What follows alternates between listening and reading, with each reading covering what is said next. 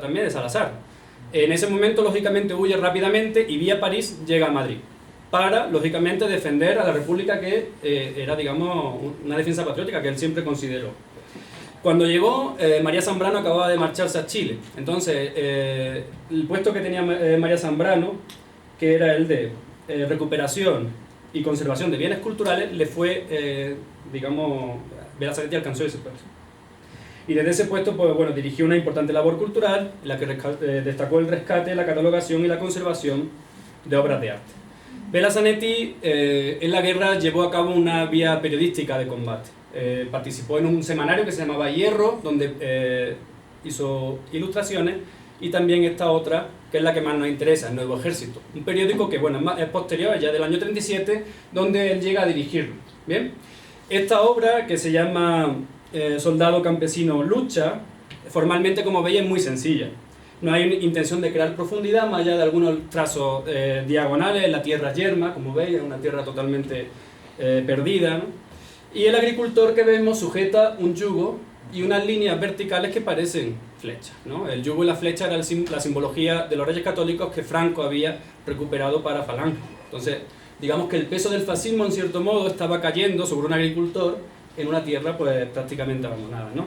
Él tuvo unas palabras también y decía: el campesinado español era el blanco del fascismo, por orden la Guardia Civil, por gobierno el recaudador de contribuciones, y por protector o el rentista que recogía vuestro fruto, o el cacique que iba apoderándose con la usura de la humilde riqueza del pequeño propietario.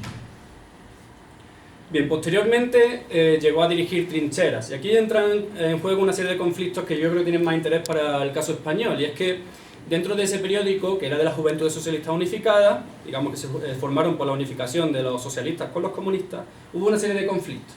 Berazanetti, como hemos dicho, era socialista, pero sin embargo los comunistas poco a poco fueron alcanzando todo el poder dentro de las juventudes, con lo cual también quisieron controlar el periódico semanario Trinchera, ¿no? De esa etapa, de todas maneras, lo que nos interesa, aparte de ese conflicto que luego se va a reproducir en el exilio, donde socialistas, comunistas y anarquistas van a estar generalmente peleados, Berazanetti sí participó en el año 38 en Barcelona en la única exposición que tenemos datada durante la Guerra Civil, ¿no?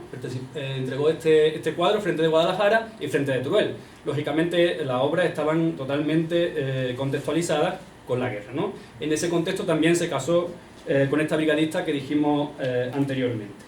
Bien, en esa época él se quejaba mucho de cómo los comunistas estaban, digamos, dejando de lado a una serie de intelectuales que eran socialistas, y por ejemplo decía que Alberti se estaba muriendo de hambre, que la alianza de intelectuales estaba siendo como dejada de lado, etc. Entonces hay una serie de conflictos con Santiago Carrillo, que es un dirigente histórico del Partido Comunista en España, que están recogidos también en la documentación.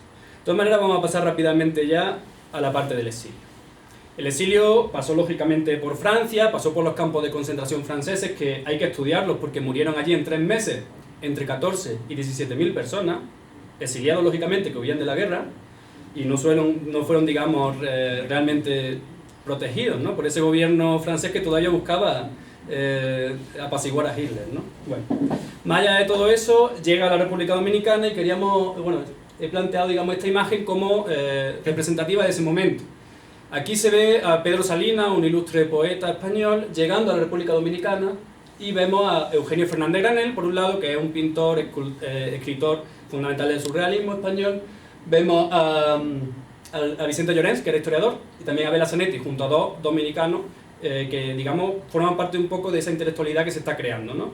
De hecho,